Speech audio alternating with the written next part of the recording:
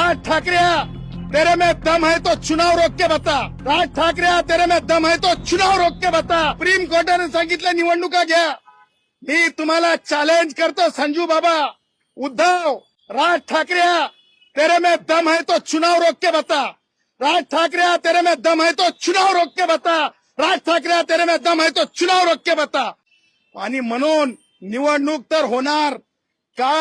जिल्हा परिषदेमध्ये आज लोकप्रतिनिधींचं नसल्यामुळे लोकांची कामं अडतात.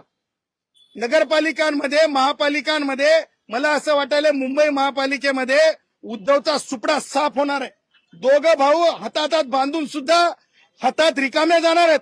आणि म्हणून मग मला असं वाटतं की ज्या जुन्या केसेस आहेत कोणत्या कोविड मधल्या त्या चौकशावर येतील म्हणून आता निवडणूकच नको म्हणायला लागलेत. आणि म्हणून निवडणुका होणार आहेत.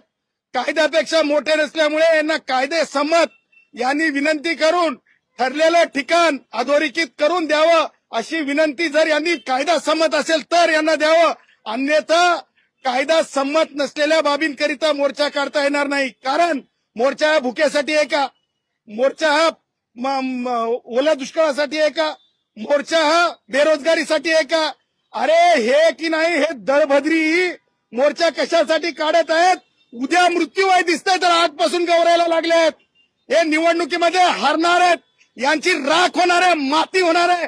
म्हणून अगोदरच गौरण सुरू केलं. आम्ही उद्या मरणार आहोत रे, आम्ही उद्या मरणार आहोत रे म्हणून.